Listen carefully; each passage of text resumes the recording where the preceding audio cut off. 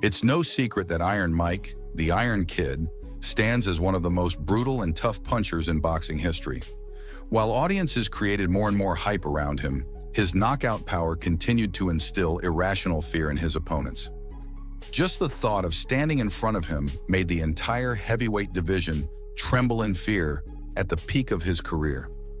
But what almost no one talks about is that other fighter who was as respectable and feared in the honorable ring as the legendary Mike Tyson himself. This ruthless assassin of the art of fists had no conscience or sense of mercy for those who dared to stand before him in the ring. What was his name? You've probably heard it before. The great Canadian giant, Donovan Ruddock. Welcome. In today's video, I'll take you back to relive the fateful last clash between Donovan Ruddock and Mike Tyson. The rematch of two encounters that marked a before and after in both fighters' careers, and a contest where not even Mike Tyson himself felt secure in his victory. Get comfortable. This glimpse into the golden pages of boxing history begins here. Razor, as he was known for cutting through everything in his path, was born in St. Catherine Parish, Jamaica, but resided in Canada. By March 20th, 1982, Ruddock stepped into his first professional boxing ring at the Columbus Center in Toronto to face Wes Rowe and defeat him by technical knockout in the fourth of 6 scheduled rounds. From then on, the fighter's power was something to behold. It wasn't until '85 that a fighter managed to defeat him on technicalities, and he continued his good winning streak until he faced Mike Tyson for the first time on March 18th, 1991. The punch. Uppercut by Razor Ruddock, associate minister. Touched them down. Both fighters were summoned to the ring of the Mirage Hotel and Casino in Las Vegas, Nevada, to face their destiny. Tyson came into the fight as the #1 heavyweight contender of the WBC, WBA, and IBF. But Ruddock was close behind, being the #2 heavyweight contender for the same organizations. What was supposed to be a heavyweight eliminator fight turned into a true massacre, where referee Richard Steele had to call for mercy 2 minutes into the 7th round.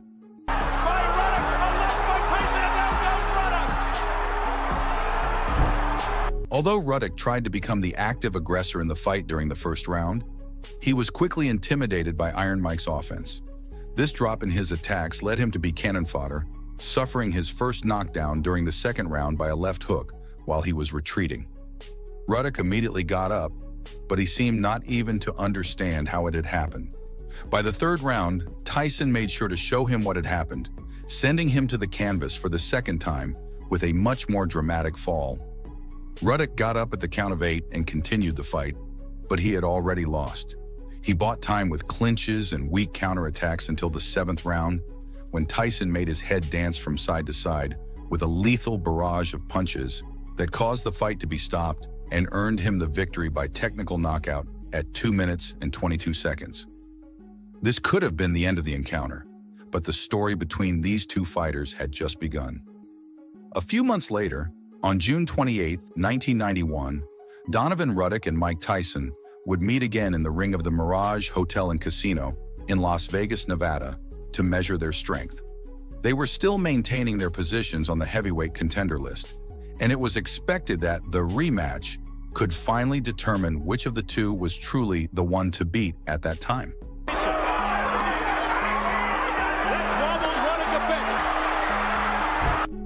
Dalby Shirley, Chuck Giampa, and Art Lurie were appointed as judges for the match.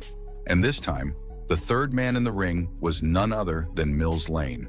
With the sound of the bell, the second round of a war that many had been waiting to see began. First round. Tyson leaped from his corner with the aggression that characterized him during that time. Quickly, sadistic combinations were directed at Ruddock's body. For his part, the Canadian giant acted cautiously and tried to stay out of Tyson's attack range. Tensions were high after that first encounter, so even after the closing bell of the round, the fighters continued exchanging blows with Mills Lane in between them. And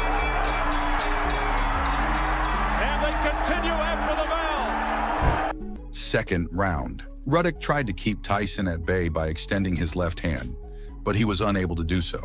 Tyson was going for the head, and his audacity paid off. A powerful right hook, clean and well-aimed, left the Canadian giant on the canvas. Mills Lane. Ruddock took Lane's count and continued the fight, but Mike had entered devil mode. Staying firm in his guard was the only option he had left. He's in trouble again. Tyson showing no respect whatsoever for Ruddock. A low blow. Third round. Tyson became the clear aggressor of the fight, spending the entire round stalking Ruddock like a predator to its prey. The Canadian giant tried his own attacks on Mike's body and head, but he quickly resorted to clinching again. Once again, he seemed unable to avoid being tamed. Caught Tyson's attention, no question about that. And a hammering right hand full of punctuation. Fourth round, Ruddock's left hand, once again, tried to keep Tyson at bay as he retreated to get as far away from him as possible. When Tyson caught up with him, the giant's burly body paid the consequences. Again, an unyielding right from Iron Mike left Ruddock lying on the canvas. Surviving Lane's count, the fight continued only for Tyson to knock out his mouthguard with his infamous offense, punishing him until the bell rang. Hard shot. There goes Ruddock again. He's down for the second time. Fifth, sixth, and seventh rounds. Those who thought the fight was close to ending were wrong. The fight continued its course, moving through the fifth, sixth, and seventh rounds. With Tyson as the main aggressor, Ruddock occasionally delivered good uppercuts and combinations to the body that kept him in the fight. Probably Tyson didn't expect the Canadian giant to pass the 7-round mark, as happened in their first encounter. Part is not finished. They continue. Eighth round. The tension between the fighters had already been building. Suggestions of punches after the closing bell of previous rounds had been seen, but nothing like what happened at the end of the 8th round. After Tyson successfully tamed him up to that point in the fight, Ruddock couldn't contain his frustration. Therefore, after the bell, the Canadian giant let his right hand go, with every intention of inflicting damage on Mike. That last round proved that Mike can be hit. This cost him a point deduction on the judges' scorecards. 9th and 10th rounds, Tyson was not exempt from this punishment.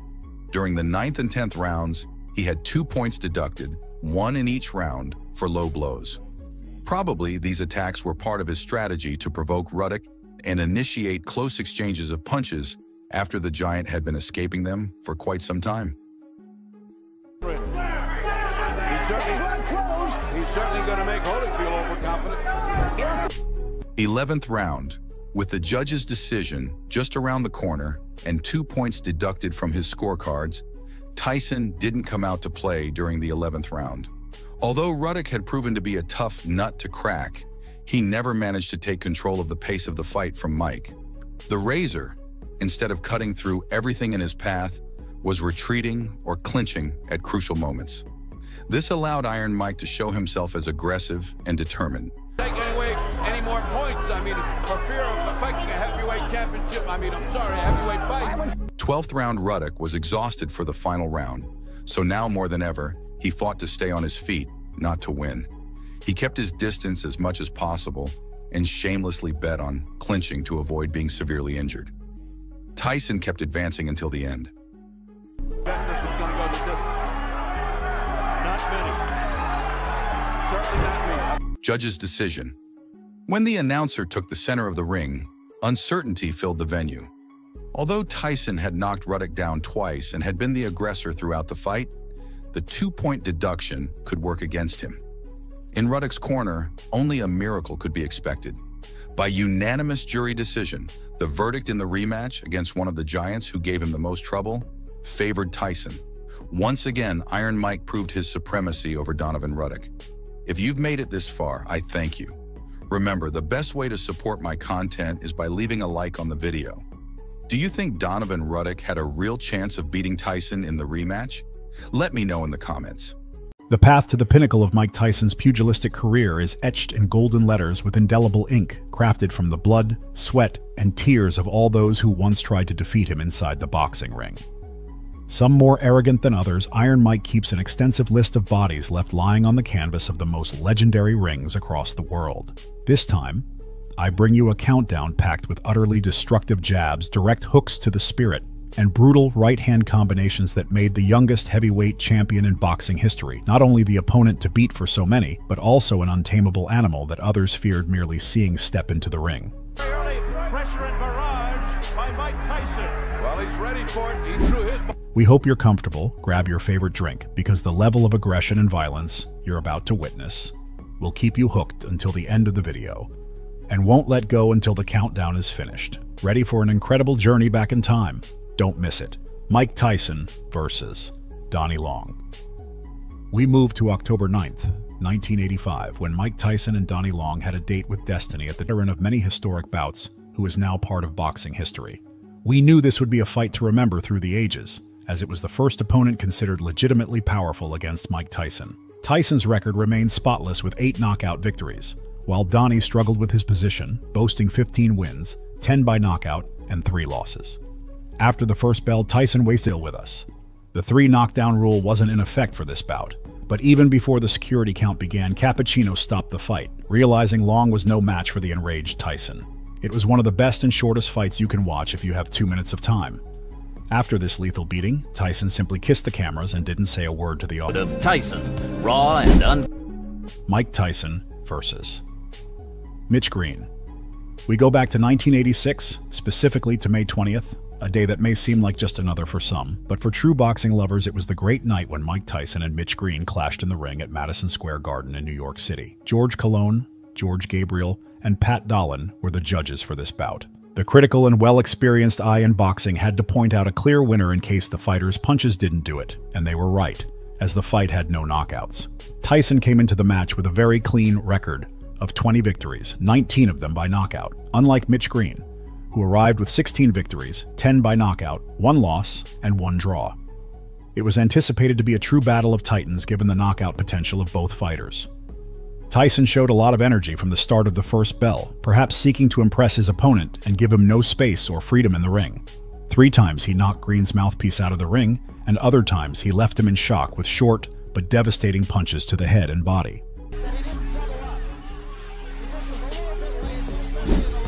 However, Green demonstrated the tough material he was made of by not falling under the power of the great legend Iron Mike, and he defended himself with quick bursts of punches whenever Tyson opened his guard.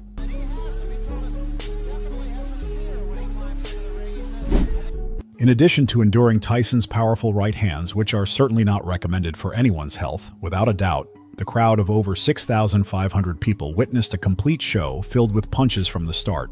But by the end of the fight, they expressed their dissatisfaction with a chorus of boos, as Tyson never managed to put Green in serious danger. Only once during the early rounds did it seem like Mitch would hit the canvas after 2 right hands to the body. After 10 rounds that left both fighters exhausted, Tyson defeated Mitch by unanimous decision from the judges. Although it wasn't the fight with the ending the crowd had hoped for, it's remembered for being one of the few times Tyson faced an opponent he didn't defeat in the ring.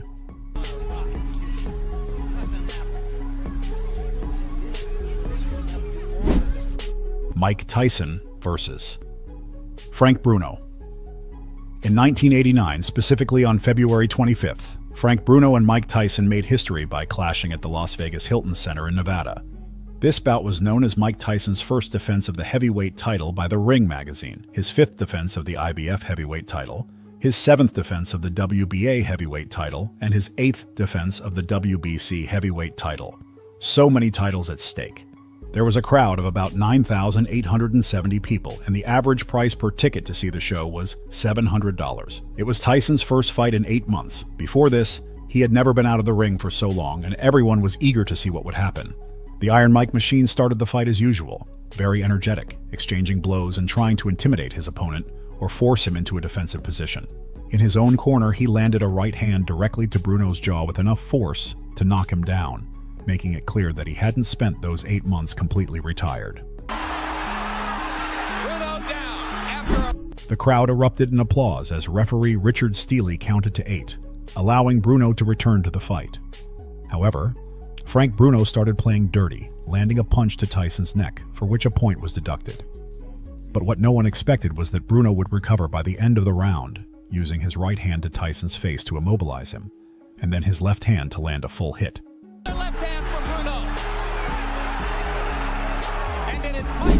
The knees of our champion, which had seemed unbreakable up to that point, had no choice but to retreat. Like any great warrior, Tyson knew how to get back into the fight, rising from the ashes and defeating Bruno by technical knockout at 2 minutes and 55 seconds into the 5th round. He delivered an incredible combination to the face, forcing the referee to stop the fight to prevent further damage to Frank Bruno. Still, after the fight, Bruno praised the powerful punch that made Tyson retreat, something we rarely saw throughout his boxing career, claiming it was more forceful than the punch Tony Tucker had delivered. That's that shot. That's that photo shot. Beautiful shot. Steele has seen enough. As Terry Lawless throws. Mike Tyson versus Peter McNeely. Breaking his own record for returning to the ring after a long absence, we go back to 1995, specifically to August 19th, when Mike stepped back under the spotlight to face Peter McNeely. Mike was back after 4 years following his prison sentence. Peter, with 30 wins and only 1 loss, stood before him. The fight was highly anticipated, as it was a financial success for the organizers, setting a record for fight sales, although we can tell you it only lasted a few seconds. Unlike most of Tyson's fights, Peter McNeely started aggressively, surprising our protagonist of the evening, perhaps thinking that Tyson would be out of shape after his long absence from the ring. But Mike was able to avoid Peter's wild punches, moving away from the ropes, not only dodging McNeely's attacks but also responding with bursts of punches to his opponent's body and head. A true battle of excellent boxers. Unlike most of Tyson's opponents, who usually wait for the perfect moment to attack, Peter McNeely was one of the few daring fighters who stood in front of Iron Mike and exchanged punches, a strategy that today seems insane for its time. Back there waiting for that one shot. He isn't moving, and he's letting... In less than 10 seconds after the fight started, Mike delivered a right hand to the chin that left Peter on the canvas, but Peter quickly recovered and the count only lasted 8 seconds. Despite falling, McNeely stuck to his strategy of staying aggressive.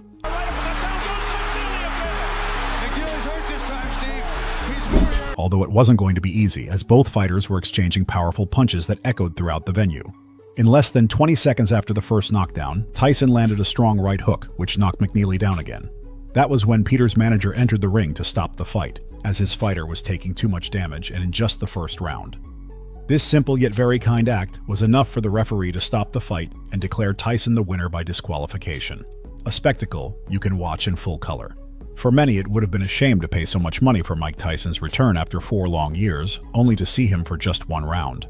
But the spectators said it was completely worth it.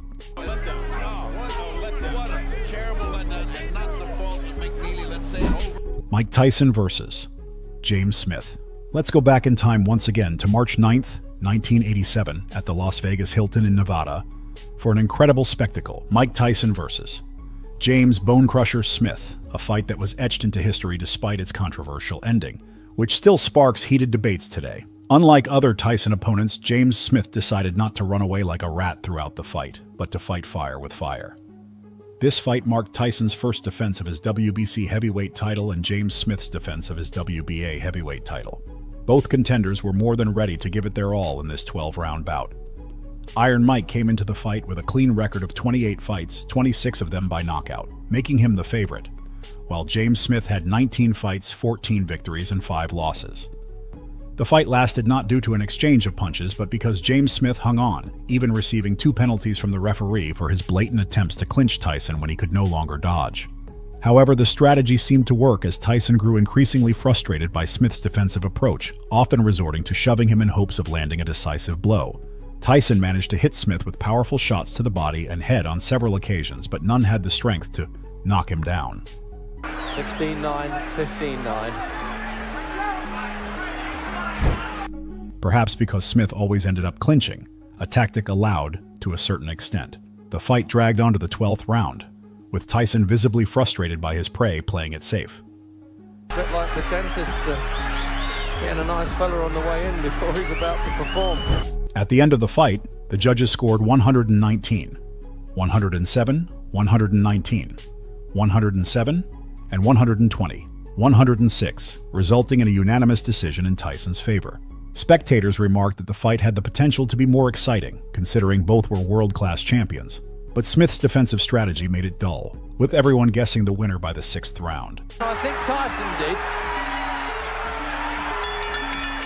And this will keep going. Mike Tyson versus Tony Tucker.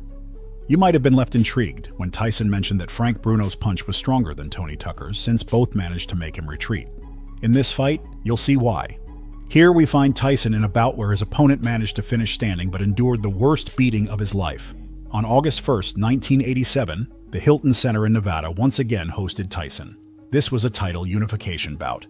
Tucker's first defense of his IBF heavyweight title, and Tyson's second defense of his WBA heavyweight title and third defense of his WBC heavyweight title. Thousands of fans were eagerly anticipating the fight, and it was a sales success as the Hilton was packed with people anxious to witness the match live, even from outside the venue. HBO broadcasted the fight worldwide, with everyone expectantly watching the outcome of this clash between two gladiators of the era. To our surprise, both fighters were undefeated until this day. Mike with a clean record of 30 wins, 27 of them by knockout.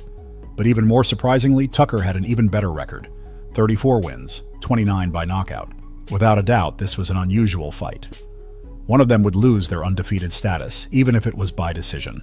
Critics were saying that finally, someone had come to end Iron Mike's unbeaten streak. Throughout the fight, Tyson struggled to land combos or even more than a single punch, as Tucker fought aggressively but knew when to back off and dance around the ring.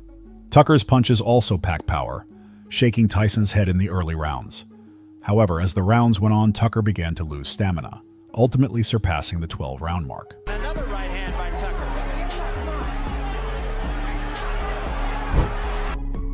Nevertheless, Tony Tucker's strategy has been one of the most praised over the years, as he defended, dodged, and occasionally responded with flurries of punches that neutralized the unstoppable beast determined to take his undefeated record. 3 quarters into the fight, Tyson became more aggressive but dropped his guard more, giving Tucker enough space to land a solid left hand that shook Iron Mike. Well, you know, Ray, I harken back to your fight with Marvin Hagler. After the long battle, all 3 judges voted for Mike Tyson, giving him the unanimous decision victory. We can see both fighters talking after the fight, visibly hurt, but sharing a few words. Critics noted that there were no knockdowns in this fight because Tucker adopted fighting styles that had previously troubled Iron Mike throughout his career. And we await the decision, and we have seen some. And here's my card. Mike Tyson versus Tony Tubbs. A Tony who didn't know how to adapt his fighting style against Iron Mike, quite the opposite of Tucker. On March the 21st, 1988, Tony Tubbs faced off against Iron Mike in Tokyo, Japan. The fight was scheduled for 12 rounds, but had a very premature ending. It was Tyson's second defense of the heavyweight title and his 5th defense of the WBA. With a personal record of 33 victories, 29 of them by knockout, Tyson was the favorite against Tubbs' 25 wins, 16 by knockout, and 1 loss. During the first round, Tubbs had the energy to trade punches with Tyson, throwing quick combinations and dodging danger whenever he sensed Mike gearing up for a big attack. Now gives a lot of head movement. However, Tubbs had a slack posture with few movements in the ring, giving Tyson a big target for his deadly fists. By the second round, Tyson had already adapted to Tubbs' fighting style, and Tubbs was closer to breaking than he realized. So now his punches have been more fluid. Look at Tyson with the rapid-fire 3 jabs in a row. Something new within... Time and again, Tyson launched strong body shots, inflicting significant damage on his opponent's stamina. Tyson cornered Tubbs against the ropes and hit him with a combination that opened Tubbs' guard. Iron Mike then landed a left hook to Tubbs' right eye, sending him to the canvas. I couldn't tell whether or not that punch hurt. Tubbs is hurt. Tubbs is hurt badly. Tubbs fell flat on his back, and the referee began the count, but Tubbs failed to get up, ending the fight in the second round. What did you think of our list of Tyson fights? Feel free to leave your favorites in the comments or suggest others you think should be part of this top list for a second round. Remember to follow us and like for more videos like this. Iron Mike has faced several final bosses in his professional career.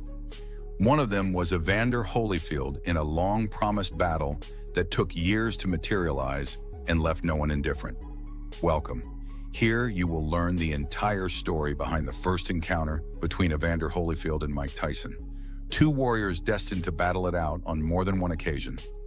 Heads up, the images you are about to see are unprecedented. Get comfortable, because a true deathmatch is about to begin. Finally wasn't a title chosen at random for this encounter. Tyson and Holyfield were originally scheduled to fight on June 18, 1990 in Atlantic City, New Jersey.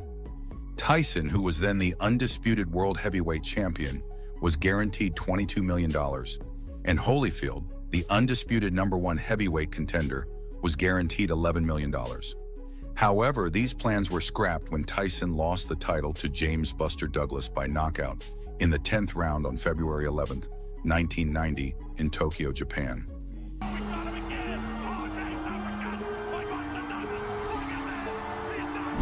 Eight months later, on October 25th, Douglas lost the title to Holyfield by knockout in the 3rd round in Las Vegas, Nevada.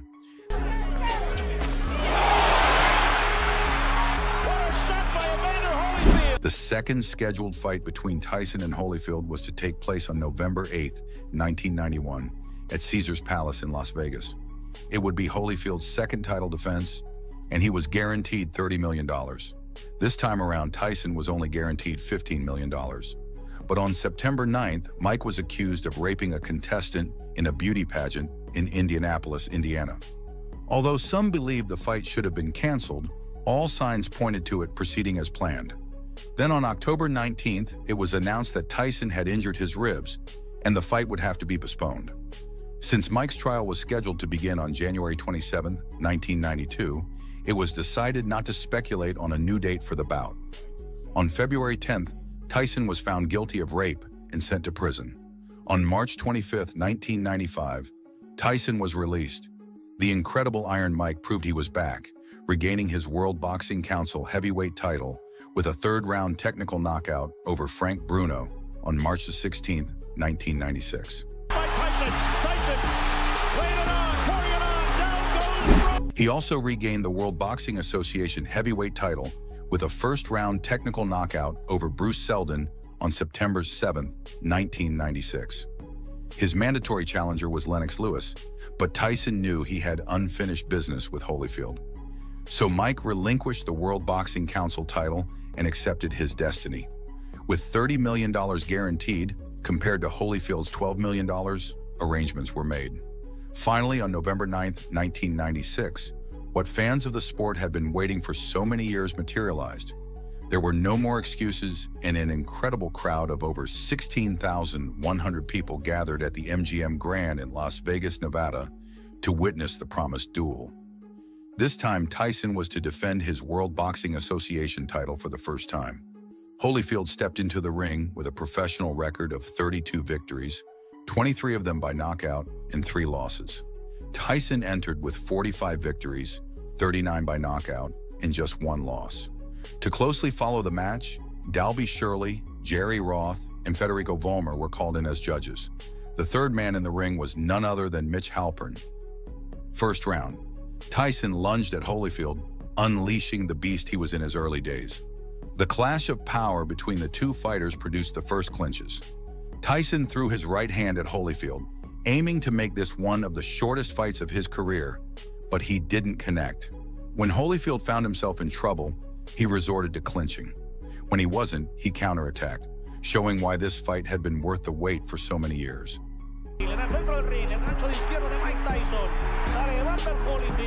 Second round. Tyson continued launching missiles at Holyfield's body, which were cleverly dodged. Mike had already fought real giants in the past and knew he needed to attack the body to wear it down enough before going for the head. Tyson experienced a serious moment of tension against the ropes, with Holyfield executing a powerful barrage of punches on him. After clinching, Halpern put some distance between them. Back in the center of the ring, Mike made sure to show he wasn't defeated yet.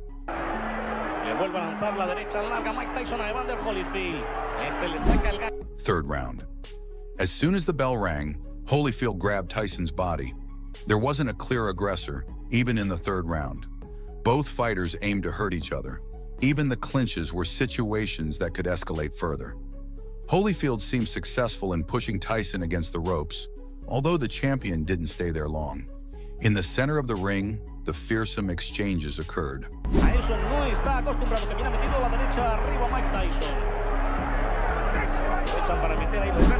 Fourth round. The fight had stabilized, but not in a negative way. From the first round, neither had ceased their offensive.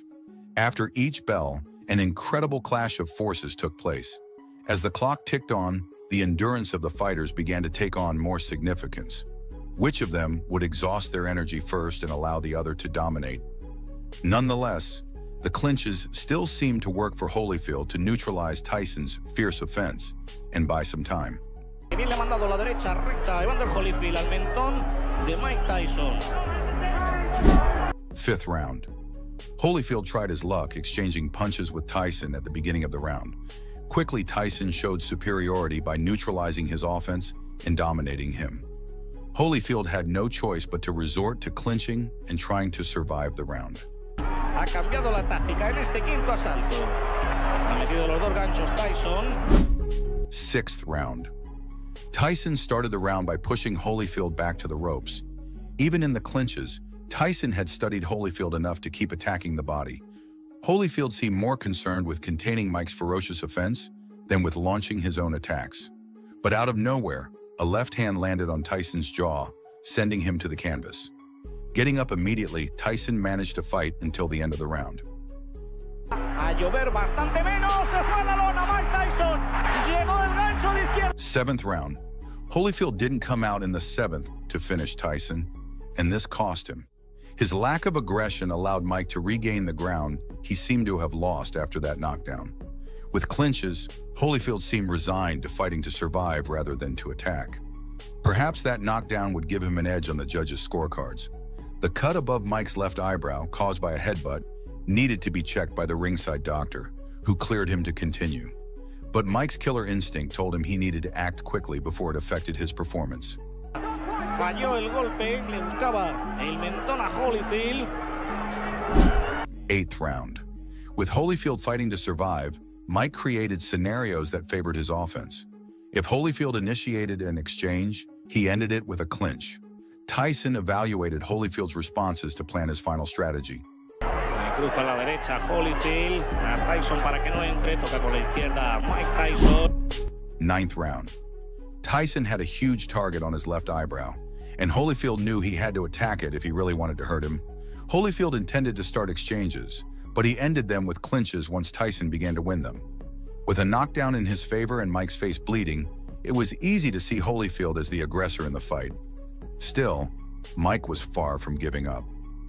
Evander Holyfield. 10th round. Tyson couldn't hide his discomfort from the wound. He had to keep his guard high if he didn't want it to worsen with every blow Holyfield sent to it. They say there's nothing more dangerous than a wounded beast, and so it was. Gradually, the intensity of Tyson's offense increased. Holyfield's clinches were less and less effective at containing him, but Mike's victory still seemed distant.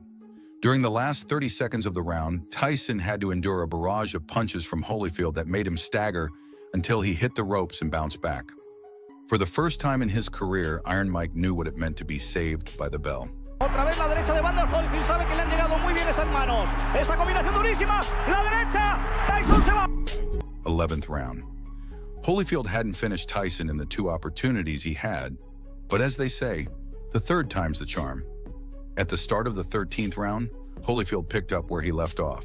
Unleashing bombs on Tyson's weakened body, he seemed to receive no response or anything resembling a counterattack. That's when Halpern intervened and stopped the fight. Evander Holyfield was declared the winner by technical knockout at 37 seconds into the 11th round. Un momento.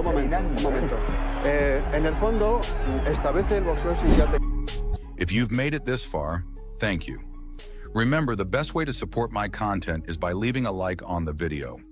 Do you think Halpern made the right decision in stopping the fight?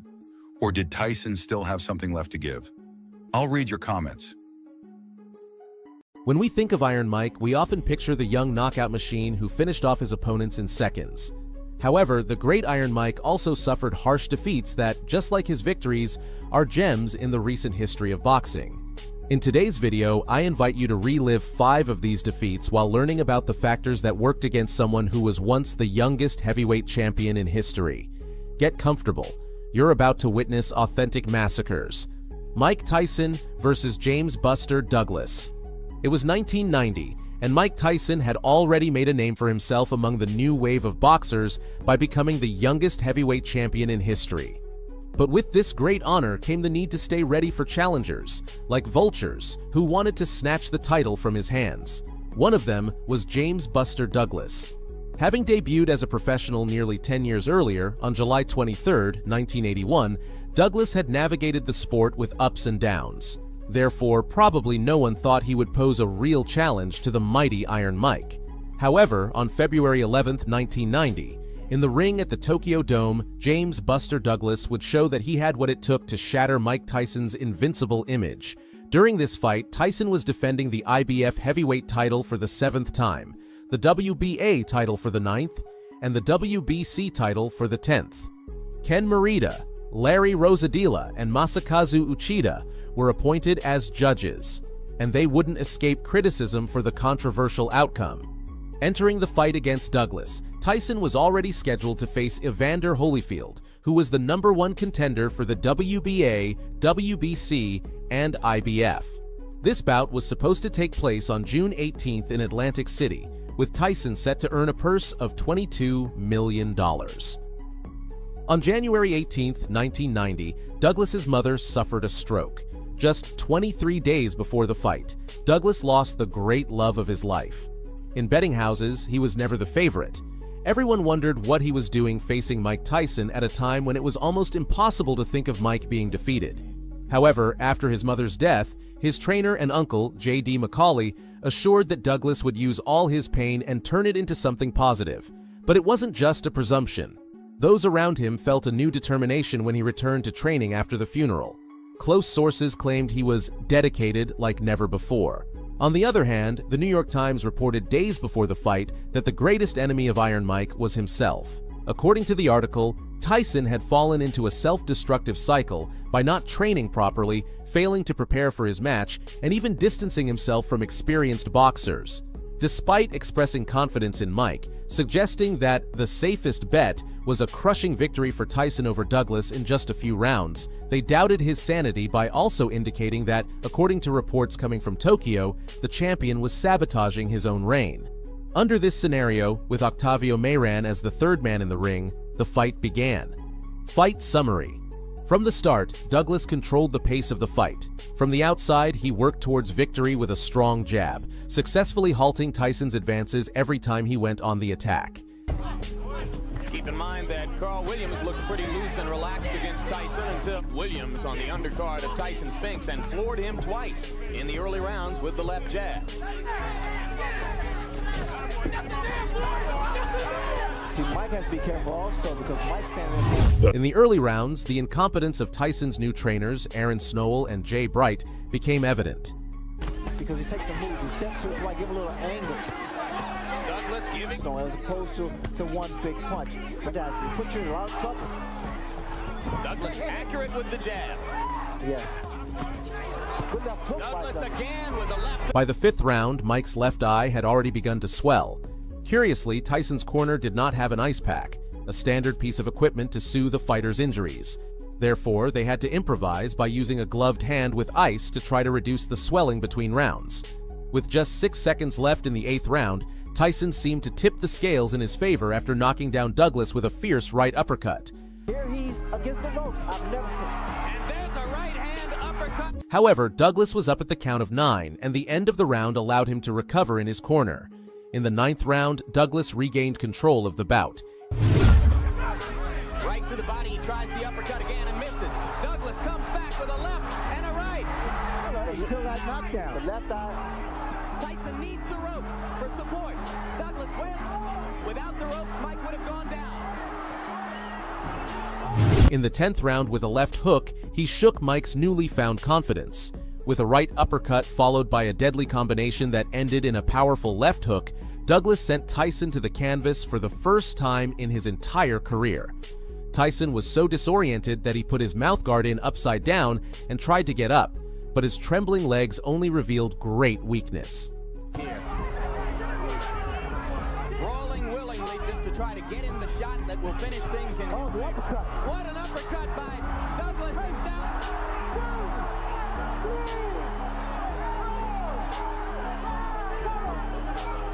After this unprecedented scene, Mayran stopped the fight while embracing a wobbly Iron Mike, Mike Tyson versus Evander Holyfield.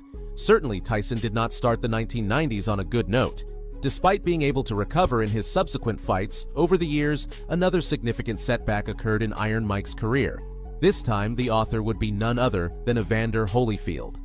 On November 9, 1996, Mike stepped into the ring at the MGM Grand in Las Vegas, Nevada, to face his destiny. He had just regained his WBA heavyweight title and had to prove he could hold on to it. Tyson and Holyfield were originally scheduled to fight on June 18, 1990. Remember I mentioned that? Those plans were thrown out the window when, seemingly out of nowhere, the betting underdog, James "Buster" Douglas, ended Mike's immortal streak. A second encounter was attempted between these fighters on November 8, 1991, at Caesars Palace in Las Vegas, with Tyson as the challenger in Holyfield's second title defense. However, on September 9th, Tyson was accused of raping a beauty pageant contestant in Indianapolis, which marked the beginning of the long-term cancellation of this bout.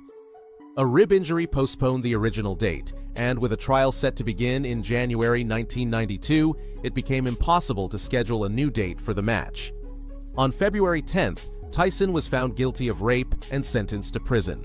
After his release on March 25, 1995, Mike regained the WBC heavyweight title with a technical knockout in the third round against Frank Bruno on March 16, 1996. Big right hand lands.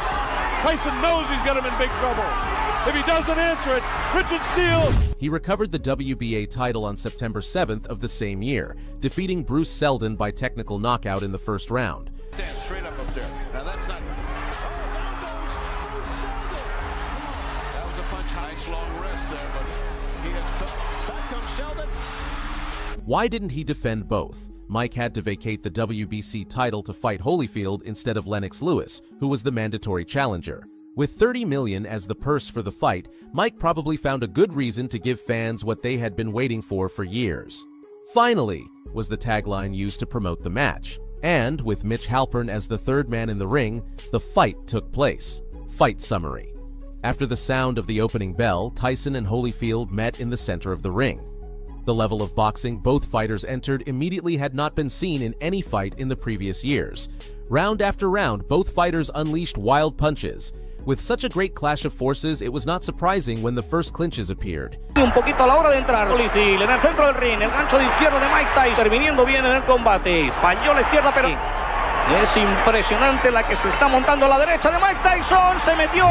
By the second round, Holyfield, who is not remembered for being a big puncher, landed a left hook that seemed to stagger Mike. Contra las cuerdas a Mike Tyson, esto es nuevo, es noticia. Tyson contra las cuerdas. Mete el gancho derecha, Evander Holyfield, está boceando. From this point on, the contest lasted another 8 rounds. Rounds in which Tyson lost his sanity a little more with each heavy impact his body received. However, Tyson always remained a latent threat. In the 5th round, he unleashed a body shot on Holyfield and an uppercut to his chin that proved the beast inside him was still there. But as the seconds passed, Mike seemed more confused about why Holyfield was still standing. During the 6th round, a headbutt opened a small cut above Tyson's left eye. By the 7th, Mike kept looking at Halpern, complaining about the headbutts. In a new attempt to attack, he charged at Holyfield and crashed his cut against his shaved head. Estaba atendiendo Mike Tyson, tocó con la izquierda Evander Holyfield. Entra. Tyson was already gasping in pain. He was in serious trouble. By the 10th round, each of the more than 16,100 people in attendance was shouting for Holyfield's victory. It was when Holyfield executed a powerful combination, followed shortly by a straight right to the head and with 8 unanswered punches. Tyson probably remembered Buster Douglas as he was thrown against the ropes. Muy bien esas manos. Esa combinación durísima. La derecha. Tyson mundo. Evander Holyfield va a tratar de pagar la última. Se puede repetir la noche de Toki. It had been a long time since anyone had seen the great Iron Mike, the youngest heavyweight champion in history, saved by the bell. The fight was practically over. However, 37 seconds into the 11th round, a powerful right hand to Tyson's head sent him crashing against the ropes again, making it official. No cometer errores porque ante Mike Tyson eso es mortal. Mete la izquierda, llega la mano de Evander Holyfield, se va a ir a la lona. Mike Tyson tiene nuevamente la luz. After this violent blow, Halpern embraced Tyson to protect him and called for the end of the contest. "I don't remember that round," Mike would say after the fight. According to his statements, his mind got stuck in something strange. Mike Tyson versus Evander Holyfield II. As if looking into a mirror, just as Evander Holyfield had secured the WBC heavyweight title, he had to prove he was worthy of holding it by defending it against none other than Mike Tyson. The slogan for this contest was, "The Sound and the Fury," but in reality, both fighters were so relevant to the moment that what you could read on every poster was, at a glance, Holyfield versus Tyson 2. Originally, the match was scheduled for May 3rd, 1997, but was postponed to June 28th due to a cut Tyson suffered above his left eye during training. The injury was caused by a head collision with one of his sparring partners, leading to the announcement of the postponement on April 8th. Do you remember Mitch Halpern? He was chosen again to be the referee for the rematch. However, Tyson's co-managers, John Horn and Rory Holloway, appeared before an emergency meeting of the Nevada State Athletic Commission on June 26th and requested that Halpern be replaced. Their argument was that Mike would be psychologically damaged by having Halpern in the ring again, as he was convinced it wouldn't be fair to him during the fight. The commission rejected this protest, but Halpern himself decided to resign later that night. This led to Mills Lane being the third man in the ring at the MGM Grand in Las Vegas that night. Fight summary. A powerful right hand shook Tyson just in the first round. Out of orbit, the clouds were beginning to turn gray over Iron Mike. Jab, looking to set up the right there.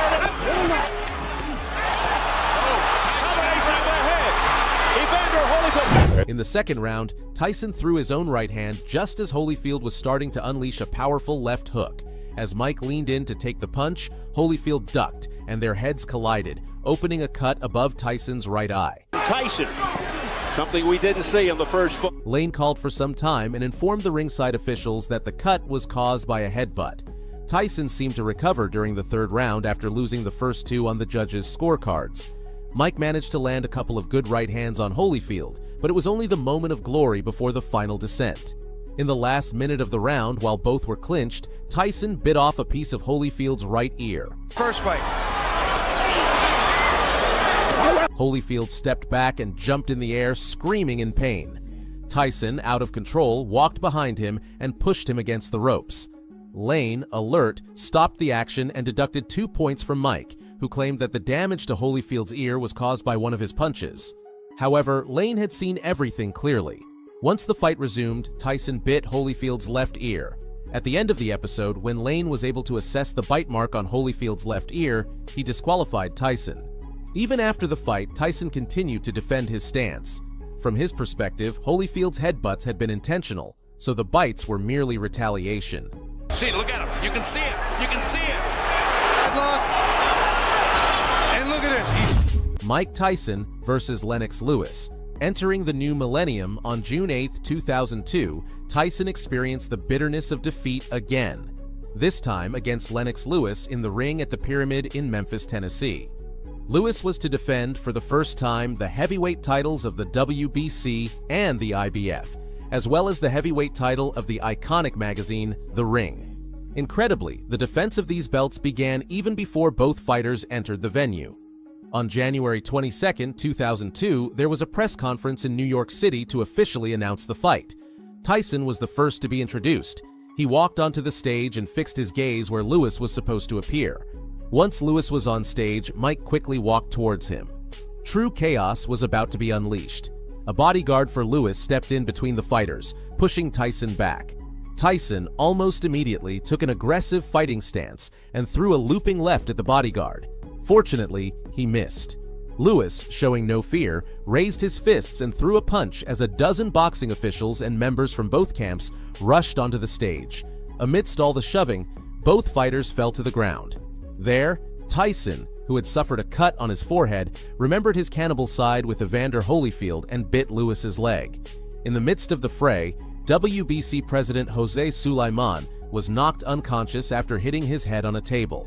Later, he would file a $56 million lawsuit against both fighters. Finally, with Eddie Cotton as the third man in the ring, the real contest began.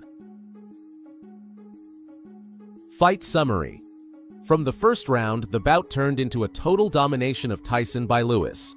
Throughout the rounds, Tyson suffered significant cuts over both eyes, adorned with deep cuts on Mike's nose, causing him to bleed alarmingly.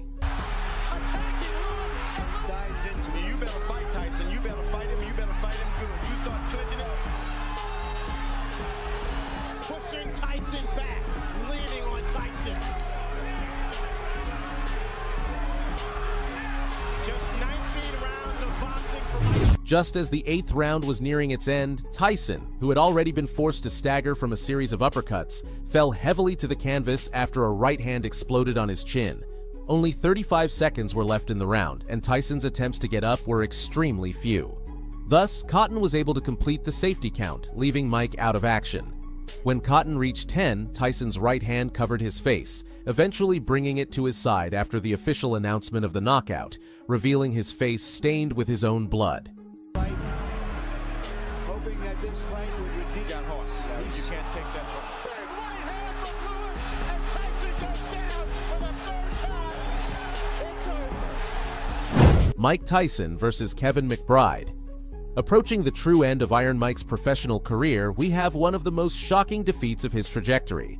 It occurred on June 11, 2005, when he stepped into the ring at the MCI Center in Washington, D.C. to face Kevin McBride. Tyson was guaranteed a purse of $5.5 million, while McBride was only paid $150,000.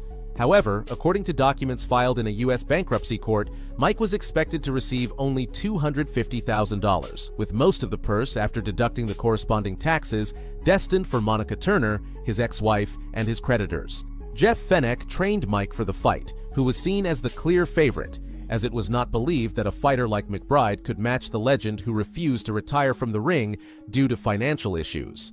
But Mike's erratic behavior would once again be his downfall. With Joe Cortez as the 3rd man in the ring, the fight began. Fight summary. From the first round, it was evident that the beast within Mike was hibernating, probably never to awaken. Final 10 seconds of the first round. At the beginning of the 6th round, Tyson, erratic, perhaps like never before, tried to break McBride's left arm while they were clinched. Mike probably channeled the energy of when he attempted the same in 1999 against Francois Botha. With an intentional headbutt, Tyson opened a cut over McBride's left eye. The ringside doctor examined McBride while the referee deducted 2 points from Mike for the foul. Later, McBride would state that Tyson, the cannibal, had bitten his nipples. Just as the bell rang to signal the end of the 6th round, Tyson fell backward against the ropes, but the referee ruled that he had slipped. Mike, looking exhausted like never before, didn't seem inclined to get up, but he had no choice but to return to his corner and sit on the stool from where he would announce his surrender. Ironically, by the time Tyson left the contest, he was being scored as the winner on the judges' cards. After this fight, Mike, who had lost 3 of his last 4 bouts, announced his retirement. If you've made it this far, thank you. Remember, there's no better way to support my content than by liking the video.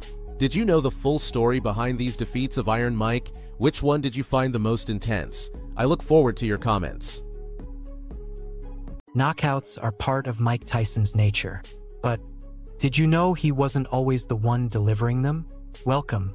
In today's video, we will revisit 2 of the most brutal knockouts during Iron Mike's journey in the discipline. Spoiler alert, in one of them, he was the victim. Stay until the end to learn all the details. Mike Tyson versus Evander Holyfield. It was 1996, and rumors were swirling that the one chosen to stop Mike Tyson brutally and mercilessly had already been designated by the gods of Olympus. Tyson had just won the World Boxing Association heavyweight title and now had to defend it against the daring challengers threatening to take it away. When it was announced that the contender would be none other than Evander Holyfield, a crowd of 16,103 gathered at Madison Square Garden in New York to witness what was predicted to be an epic battle to the death. The night of November 9th was destined to be etched in the golden pages of boxing history. First round. Tyson's right hand opened the round with ferocity, in an act that could have led to the shortest fight in history. Emitting the beast he was known for in the ring, Mike's offensive sought to give Holyfield no respite or space to settle in the ring. With occasional counterattacks and filled with patience, Holyfield managed to contain Iron Mike's warrior spirit.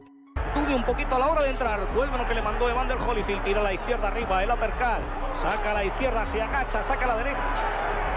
La derecha arriba de Mike. Es impresionante la que se está montando a la derecha de Mike Tyson. Se metió. Second round. Tyson went for Holyfield's chin at the start of the second round. But near the midpoint, unexpected clinches began to occur. Without blinking, the challenger managed to position the champion against his corner, creating a good moment of tension. It was clear that Holyfield hadn't stepped into the ring to make Iron Mike's job easy. Evander Holyfield le tiene contra las cuerdas a Mike Tyson, es contra las cuerdas. Mete el gancho derecha, Evander Holyfield le está boceando. Llegó a la izquierda. Third round. As the seconds passed, Holyfield gained more confidence. Tyson began to resort to clinching more frequently, showing signs of desperation for not being able to neutralize his opponent. Toca con la izquierda y la derecha larga de Evander Holyfield. Llega al rostro de Mike Tyson. No está acostumbrado que viene metido la derecha arriba Mike Tyson. That's when the referee got involved and gave them a clear warning. They had stepped into the ring to fight, not to console each other with hugs. Even so, excessive clinching was the only possible way for Tyson to reduce Holyfield's attacking chances. Fourth round. Only flashes remained of the Tyson who opened the first round with the classic right hand of the Iron Boy. He had managed to defeat other giants of the ring, but he was failing to find Holyfield's weak points. Amid the desperate clinches, Holyfield worked for victory with body blows that Mike was starting to struggle to withstand. Mike Tyson para entrar en la distancia tenía que hacer que era parar el vendaval. Y cuando lo considere le va a empezar primeras fuerzas. Bruta izquierda de Mike Tyson. Tira dos ganchos ahora. Fifth round. Holyfield really worked to avoid the clinches, using his good footwork to make short moves in the ring while momentarily attacking Mike's already worn-out body. Tyson's right hand made a stellar appearance during the round. Though its participation was truly short, the champion was running out of tricks up his sleeve. Meanwhile, Holyfield was gaining more and more ground in his quest for the crown. A Evander Holyfield le llegó a la mandíbula, mete los dos ganchos y la percada derecha. Ha llegado con nitidez, le cruza. Ahora ya no puede quedarse, que bien le ha cruzado a la derecha Mike Tyson. Y intenta meter el Holyfield. Toca con la izquierda recta, le responde con la derecha. Sixth round. At the start of the round, Tyson shone momentarily by driving Holyfield to crash against the ropes. But it was a scene that reversed quickly. Tyson's wounds were starting to become a major problem. Midway through the episode, he needed to be evaluated by the ring doctor to determine if he could continue due to an alarming cut over his left eyebrow. With thousands of people chanting the challenger's name, Tyson suffered his first knockdown. Empieza a llover bastante menos, se fue a la lona Mike Tyson. Llegó el gancho de izquierda de... When the fight resumed, probably for the first time in his professional career, the great Iron Mike knew the phrase, "saved by the bell." No le ha tenido que hacer daño. Vuelve a la carga, manos claras. La izquierda nuevamente, qué cambio de golpes. Seventh round. Tyson began to look terrified. They say there's nothing more dangerous than a wounded animal, but this beast seemed focused on hugging the one who had become his predator. The cut over his left eyebrow needed to be examined once again. Everything seemed to be playing against him. Buying time, he managed to survive to fight another round. Eighth round, and it was clear how Holyfield had taken control of the fight's pace.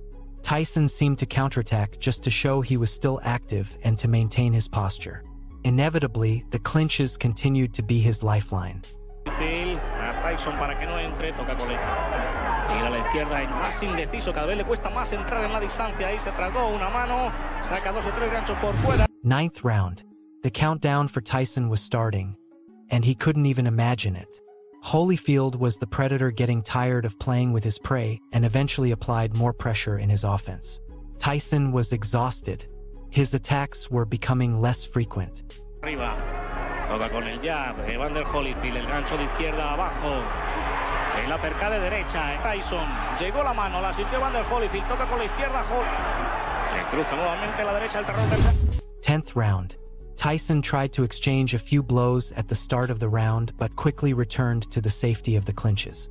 He just needed to buy a little less than 9 minutes, though Holyfield didn't seem interested in negotiating. With less than 20 seconds left in the round, a powerful right hand made Tyson stagger into the ropes. There, Holyfield set out to massacre Mike with a violent barrage of punches that was only stopped by the referee announcing the end of the round. The question remained how much longer the already sentenced Iron Mike's luck would last. Esa combinación durísima, la derecha, Tyson se va, el campeón del mundo, Evander Holyfield va a tratar de pagar la última, se puede repetir la noche de Tokio, se le están apagando. 11th round. Holyfield had the job ready, he just needed to finish the paperwork. So, It took him less than a minute to complete what he had left unfinished in the previous round. With a powerful barrage of punches, he sent Tyson to the canvas, never to get up again. Mike Tyson, eso es mortal. Mete la izquierda. Mike Tyson tiene nuevamente las luces apagadas contra las cuerdas. Mike Tyson versus Tyrell Biggs. Nearly 10 years earlier, Tyson's outlook was different. During '87, there wasn't a soul on earth that could stop the mighty Iron Mike in the honorable ring of combat. He was a true knockout machine, and proof of this is recorded in the golden pages of boxing history on October 16th. In the ring at Convention Hall in Atlantic City, New Jersey, Tyson faced Tyrell Biggs to stop him once and for all. It was his first defense of the International Boxing Federation heavyweight title, his third of the World Boxing Association heavyweight title, and his fourth of the World Boxing Council heavyweight title. With an impressive record of 31 victories, 27 of them by knockout, and no defeats, he didn't hesitate to step into the ring against Biggs's 15 victories, 10 of these by knockout. Once the opening bell rang, fate had already dealt its hand. First round. From the first second, Tyson showed great aggression in his offense. Chasing Biggs around the ring, he actively sought perfect opportunities to land good blows on his opponent's body. As he moved, Biggs's left hand stretched out to test Tyson's guard. Biggs's strategy was clear, not to face Tyson head-on. Even so, Iron Mike managed to corner him more than once during the last minute. Well, whatever he does. That was a good shot by Tyson. And I admit it was 5 years ago, but he really bothered me. There's the hook. Again, because his hands are down. Second round. Tyson's left hand broke the ice, going straight for Biggs's jaw.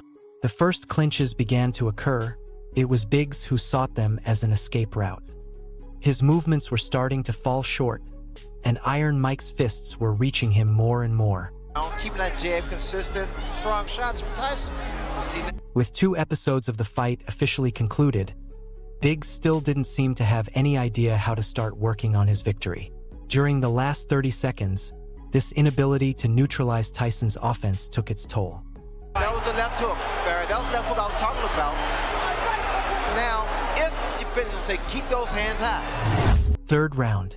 Biggs stretched out his left hand to keep distance from the one who, second by second, was becoming his executioner. The height difference didn't seem to bother Tyson at all. He knew how to land his punches where necessary to work towards his victory. Biggs continued to move around the ring to avoid confrontations. Even so, he occasionally received a solid blow that inevitably hurt him a bit more. Fourth round.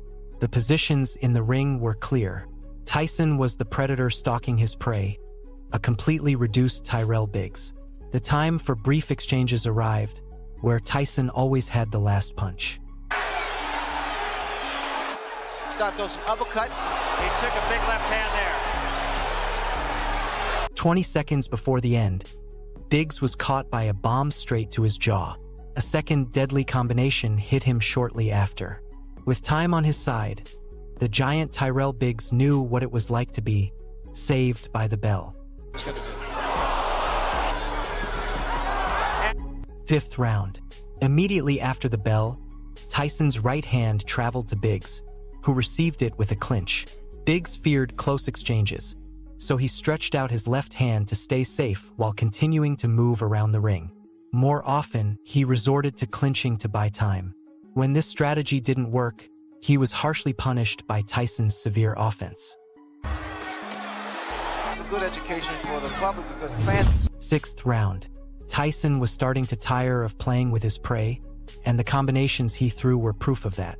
He drove Biggs back until he crashed into the ropes, a place where he knew he shouldn't stay long if he didn't want to be slaughtered. Biggs's counterattacks began to be missed. Even in the clinches he provoked, Tyson always had the right punch for him. Therefore, it was probably no surprise what happened around the corner. Instead, he abandoned his tactics, his strategy. Seventh round. Even before Tyson could attack, Biggs opted for a clinch.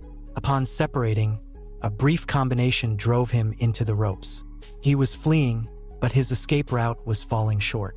Meanwhile, Tyson worked to position him in the right place to receive his punishment. Less than a minute remained for the round's end, and it seemed Biggs would live to fight another episode. In the center of the ring, Tyson executed an attack that nearly knocked Biggs out of the ring. His left hand made the giant fall dramatically to the canvas, with half of his body caught by the lower rope. Oh, that was a tremendous left hand. Biggs sat down to reflect on what had happened, while bleeding from his left eyebrow. He could get up to continue the fight, but even he could see that he had already lost. In less than 5 seconds, with 10 seconds remaining in the round, a right-left combination left Biggs out of combat. Again, lying on the canvas, the giant could not return. He has no legs at all. And 10 seconds to go in a round. There's a left hand. He's down again. Beaten in his corner, Tyrell Biggs only showed that he wasn't up to the great Iron Mike's level. If you've made it this far, I thank you. Remember that the best way to support my content is by leaving your like on the video. What other great knockout involving Mike Tyson do you think deserves to be remembered in a second part of this video? Tell me about it in the comments.